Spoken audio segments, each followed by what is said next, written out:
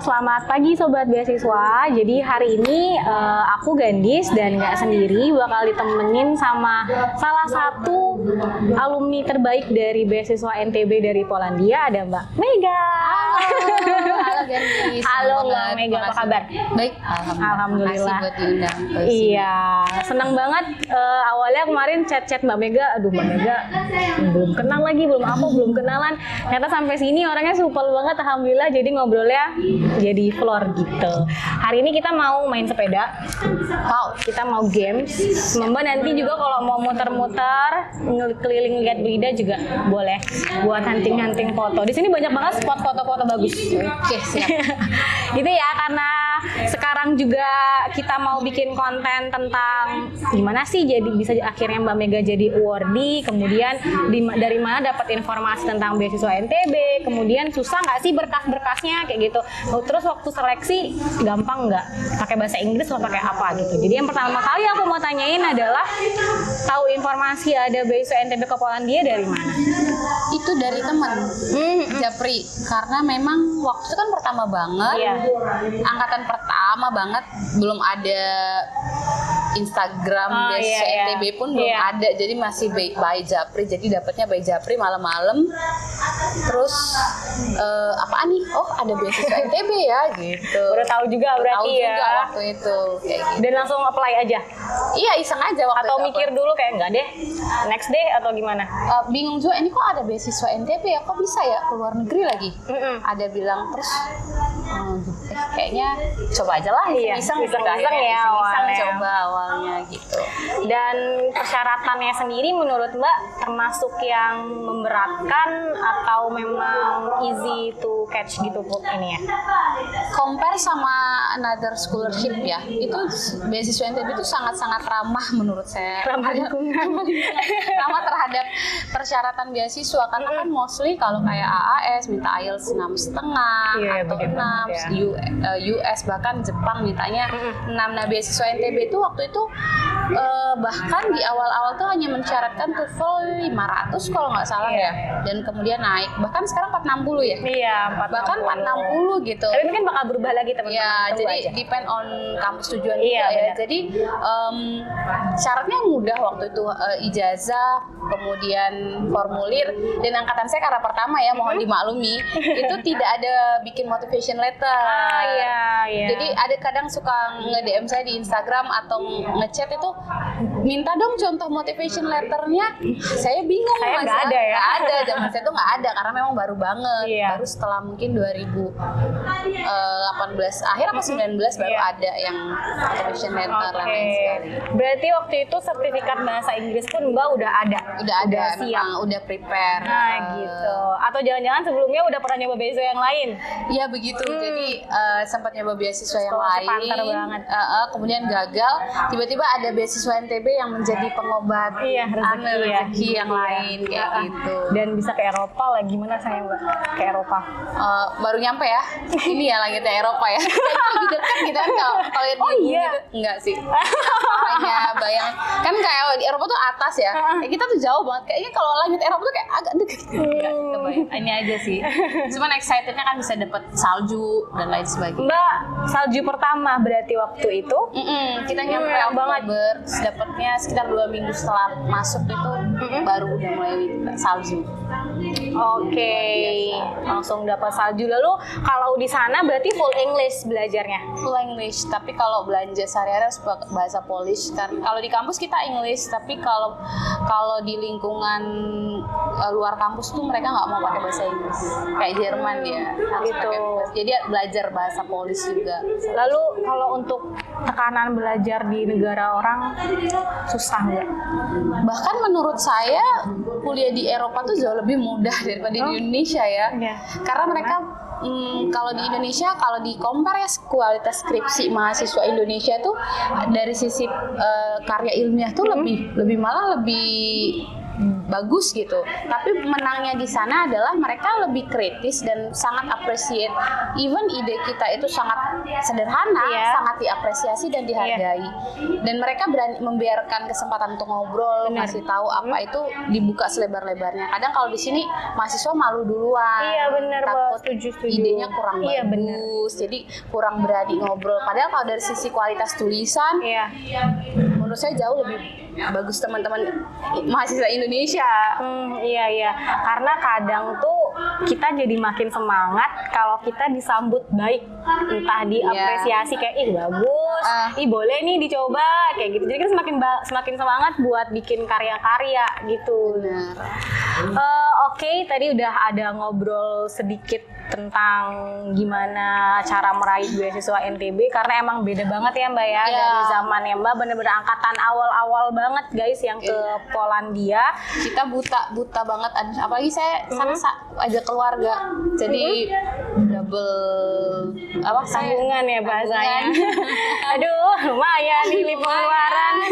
Tapi bismillah ada aja lah jalan. Iya benar, rezeki pasti selalu ada, apalagi buat kita yang nuntut ilmu Mbak. Iya, pasti ada aja. Dan waktu itu juga kondisi saya lagi hamil, saya lahiran anak saya juga yang kedua di sana.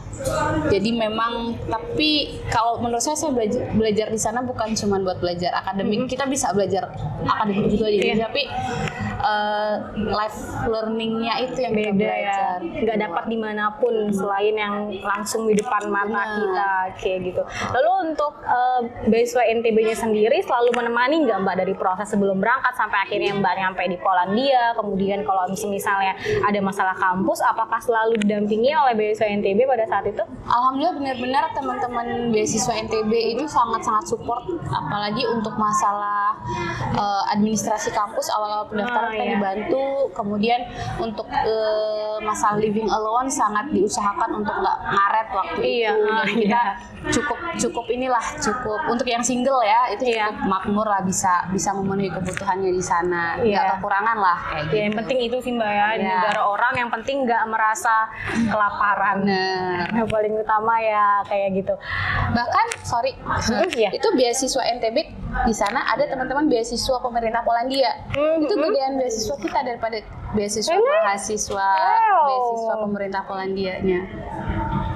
Wow. Jadi teman-teman yang beasiswa pemerintah Polandia bilang kalian enak banget ya. Iya, jadi kita makin merasa bersyukur ya kayak wah gedean kita nih Beb. Kayak gitu. Terus karena sekarang lagi pembukaan nih kita Mbak, bentar lagi mungkin boleh di-share sedikit kenapa putra-putri daerah NTB ini harus banget mencoba beasiswa NTB tahun ini. Oke, buat teman-teman, adik-adik semuanya ya, karena kayaknya saya udah ini. Tapi teman-teman bisa juga beasiswa NTB, nggak ada batasan umur. Buat teman-teman yang masih pengen mengejar mimpi, persiapkan diri, karena kenapa sih harus beasiswa NTB? Dia syaratnya paling mudah menurut saya di antara beasiswa yang lain, didukung pemerintah. Iya betul. Terus nggak ada ikatan dinas yang mewajibkan kita pulang, tapi kita harus tetap bekerja di sini. Yang penting kita mau mengharumkan nama Indonesia, NTB dari luar, dari manapun adanya kita, dan berkontribusi buat pembangunan lah. Kemudian kuotanya banyak. Iya bener tuh. Ngapain susah-susah ngejar-ngejar beasiswa yang 1-2 orang nyari kuota ya. Nyarinya di sini disediakan, sudah difasilitasi rumah bahasa, dimanfaatkan fasilitas dari pemerintah kita biar kita sama-sama membangun daerah sendiri. Karena investasi pendidikan itu adalah investasi jangka panjang. Iya betul, nggak bisa kita rasain besok pagi atau tahun depan tuh nggak bisa. Atau anak-anak kita nanti yang akan ngerasain. 10-20 tahun ke depan. Dan yang paling penting juga beasiswa NTB sekarang jurusannya banyak Mbak. Wow. Semakin bervariasi ya, insya Allah bakal sesuai sama passionnya teman-teman semua. Semakin diperluas networking beasiswa NTB, jadi apa sih rugi banget kalau nggak ikutan gitu. Manfaatkan kesempatan yang kalian dapetin. Kalau bisa dapat beasiswa ngapain bayar kuliah? Iya bener ya, bener. Zaman sekarang ya Allah dapat gratisan tuh kayak ya Allah ya Rob enak banget. Kayak pengen terus-terusan aja digratisin. Insya Allah. Semoga Mbak ada plan S3? Insya Allah mungkin next tahun depan atau maksimal 2 tahun lagi. Oke, semoga rezeki Doanya. beasiswa. Amin ya Allah, insya Allah. Semoga rezeki beasiswa lagi Mbak dan keluar negeri. Amin, insya Allah. Insya Allah. Itu tadi teman-teman ngobrol tentang Mbak Mega selama sebelum berangkat dan sampai berangkat ke Polandia. Sekarang kita main sepeda. Oke. Kayak Mbak, kita harus nyobain sepeda listrik karya IKM lokalnya NTB, namanya Lebui. Oh, Lebui. Produknya, Iya, nama kemarin brandnya sih. Lebui. Kemudian sepedanya tuh sepeda listrik gitu. Dan nanti kita tinggal langsung pakai aja. Kayak lebih ini sih lebih inovatif karena berarti kan ramah lingkungan. iya, juga ya? karena yang paling penting tuh ramah lingkungannya. Kayak Soalnya misalnya zaman kan teknologi boleh maju, tapi tetap aja cinta lingkungannya harus nomor satu karena daripada masalah teknologi. lingkungan tuh sampah dan Iya, sebagainya benar. itu. Ini ya tempat. Iya, ini di sebelah sini, ini pabriknya. Wow. Tadi aku udah izin sih, boleh pakai sepeda nggak? Boleh Mbak, boleh. Apalagi kalau buat konten katanya. Jadi welcome banget orang sini. Yuk, keren ya. Kita main sepeda.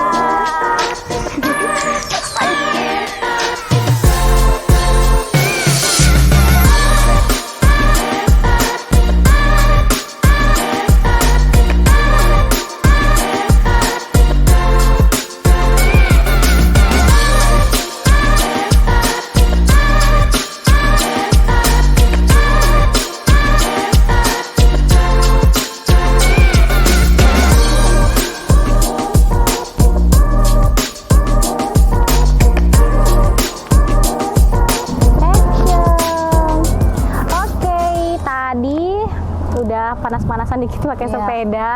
Alhamdulillah ada tempat Olahraga. adem ya teman-teman. Iya. Dan sekarang aku mau nanyain Mbak Mega tentang tips and trick buat dapet beasiswa tuh kayak gimana.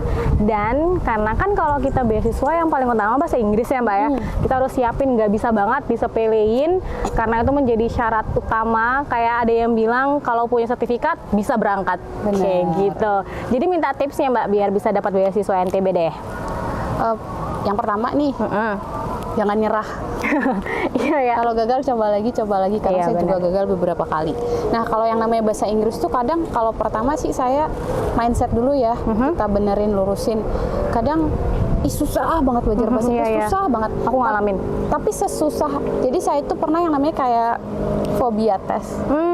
Jadi sebelum tes itu kalau tryout tuh nilainya bagus, Iya, tapi iya. pas tes itu kayak harus dapat bagus sih, harus bagus. Jadi sih. panik ya, Mbak, panik, ya. dan nilainya tuh jeblok gitu. Akhirnya beberapa kali buat nyoba. Padahal kalau kita nggak panik, nggak bisa. Berusaha gitu. buat calm down kayaknya lebih hasilnya sesuai ekspektasi kayaknya. Terus yang kedua bahasa Inggris nggak bisa instan. Bener, setuju. Nggak bisa instan karena itu bukan first atau second language kita kayak orang Iya. Malaysia mungkin ya, itu foreign language, Iya. pure foreign language. Jadi belajar mulai membiasakan Mengasah, diri ya. itu kayak misalnya kayak nonton film bahasa Inggris atau Iya benar. Denger lagu ya Mbak ya. lagu, Denger kayak lagu. gitu, atau baca novel kayak gitu. Terus kalau saya sih waktu itu belajar otodidak ya, yang ada sekarang Telegram banyak banget yang iya. English with siapa, Iya, atau benar-benar. TOEFL, Iya. IELTS, kayak Di YouTube gitu. juga banyak teman-teman. Sebenarnya intinya kalau ngerjain tes TOEFL, IELTS itu ada rumusnya kok. Kayak rumus matematika, kalau ini ketemu ini pasti hasilnya ini gitu. Benar. Jadi yang penting intinya latihan soal aja sih. Jadi bikin waktu, misalnya kita tahun depan nih mau belajar, spare waktu tuh minimal 6 bulan buat belajar bahasa Inggris. Jadi ngerjain disiplin waktu misalnya seminggu 3 kali buat latihan ngerjain soal kayak gitu. Yang penting ngerjain soal aja, nanti akan tahu nih pola soalnya begini, akan jawabannya begini. Terus lama-lama iya. biasa dan bisa meningkatkan nilai. Iya, jadi emang perlu latihan soal banget ya bahasa Banget, Inggris. banget. Dan nggak bisa belajar seminggu 2 minggu deh Bener. kayaknya. Emang harus sustain juga. Dan Mbak Mega sendiri tipe hunter yang kan ada nih pencari beasiswa yang coba-coba deh. Sama ada tipe yang ya Allah please mau lulus ya Allah sampai bener-bener kayak tadi Mbak bilang mau tes aja sampai panik gitu takut nggak lulus. Mbak tipe yang slow nyoba-nyoba aja atau yang tipe berusaha semaksimal mungkin sampai kepikiran nggak bisa tidur gitu? Dia tuh sebenarnya tipe yang pengen banget lulus karena memang punya plan, udah di planning abis ini mau kesini mau kesini. Itu waktu itu pengalaman banget waktu belajar beasiswa AAS. Itu AAS itu pas zaman saya ikut itu sebenarnya tinggal 50-50, ibaratnya wawancara itu adalah kaki kanan lulus, kaki kiri nggak lulus gitu kan. Saingannya tuh tinggal 50% orang gitu. Dan waktu saya di interview kayaknya pede gitu ya, cukup optimis. Tapi ternyata pada waktu itu ada pengurangan jumlah karena waktu itu Australia ada kebakaran, ada apa gitu akhirnya. Jadi berpengaruh juga terhadap kuota yang diterima dan terpilih menjadi yang terbuang gitu. Jadi cukup kecewa dan akhirnya nggak selang itu kan udah persiapan kan persiapan IELTS, motivation letter udah siap, udah fix banget. Mau akhirnya tiba-tiba buka nih beasiswa NTB, ya udah iseng aja lah, iseng ngisi itu Hamin 2 pendaftaran iseng ngisi. Ya ternyata rezekinya alhamdulillah di beasiswa NTB. Tapi kalau menurut saya itu bukan iseng-iseng aja, tapi itu adalah buah dari usaha juga sebelumnya. Kegagalan sebelumnya. Jadi nggak ada yang namanya instan hasil. Iya benar. Jadi kadang kita mikirnya kok nggak lulus ya, tapi terus aja mencoba teman-teman, karena kita nggak tahu pemberhentian kita yang mana yang menjadi rezeki kita, gitu ya. Tahu. Dan itu persiapan yang paling utama adalah bahasa Inggrisnya. Jangan lupa di prepare dari sekarang, karena beasiswa NTB pun juga untuk syarat menjadi awardee adalah menggunakan TOEFL juga, IELTS juga, dan MOET juga. Pun untuk berangkat juga, apalagi kalau ke Polandia, harus IELTS-nya harus jos itu. Dan beasiswa NTB, LPP sendiri udah memfasilitasi banget loh. Waktu zaman saya awal banget kan, saya yang pertama berangkat tuh, nggak ada kita difasilitasi, kita serba mendadak dan mandiri. Sekarang kayaknya teman-teman lebih terfasilitasi, harusnya banget motivasinya lebih. Iya benar. Angkatan pertama banget itu yang. Oke deh, itu tadi tips and trick untuk bagaimana menguasai bahasa Inggris, dan nggak di mindset kita jangan langsung sekali belajar karena saya udah bisa nih, enggak, tapi emang harus perlu latihan dan untuk tetap ikut tes prediction ya Mbak ya, untuk melihat kemampuan kita bisa sampai mana. Di rumah balai bahasa ya. Rumah bahasa. Oke teman-teman, habis ini kita mau games. Kita games ya Mbak ya. Kita games ala-ala YouTuber gitu. Oke teman-teman, sampai ketemu di games kita. Bye, sampai ketemu. Pernah gagal atau enggak coba beasiswa? Mbak, gagalnya beasiswa apa tuh? Banyak. Iya. Jadi malu di sini. Nggak apa-apa. Pernah nyoba Australia sampai 1 tahap lagi gagal. Amerika gagal. Jepang juga. Banyak ya. Banyak. Aku pernah juga sih ya PDP waktu itu. Gagal wawancara. Tapi emang sedihnya tuh kayak di wawancara tuh langsung gagal. Cuma gagal dari awal aja gitu tuh loh. Jadi biar nggak sakit hati banget. Nggak apa-apa. Oke, next. Oke, lanjut ya. Pertanyaan kedua, pernah gagal berkali-kali tes bahasa Inggris? Kalau berkali-kali mungkin enggak, 1 kali ya. Mbak pernah? Oh. Enggak sih, bukan gagal sih, yang cuman enggak sesuai skor ya. Enggak sesuai skornya, karena jadi akhirnya harus coba ulang lagi skornya. Pernah juga sih, cuman enggak yang berkali-kali banget. Aku fighter beasiswa dulu. Ya, luar biasa. Oke. Lanjut. Ada lagi? Ada. Pernah homesick di negara tujuan enggak? Pernah banget. Baru sebulan aku udah pengen pulang. Apa lagi tuh? Lanjut. Pernah berpikir untuk pulang ke negaranya enggak? Pernah. Tiap bulan rasanya pengen pulang. Terutama waktu COVID. Oh iya, berarti waktu Mbak kuliah tuh lagi COVID-nya, nggak bisa ngapa-ngapain, nggak bisa pulang, dan semua ini ujian penerima beasiswa juga. Ada lagi nggak? Pernah berkolaborasi dengan mahasiswa internasional di sana atau enggak? Nah, Apa tuh? Ini Ganis apa? Waktu itu ada kayak event publikasi jurnal gitu, sama sharing tentang hasil penelitian, itu sama teman-teman dari India, Bangladesh, Cina, gitu. Mbak apa?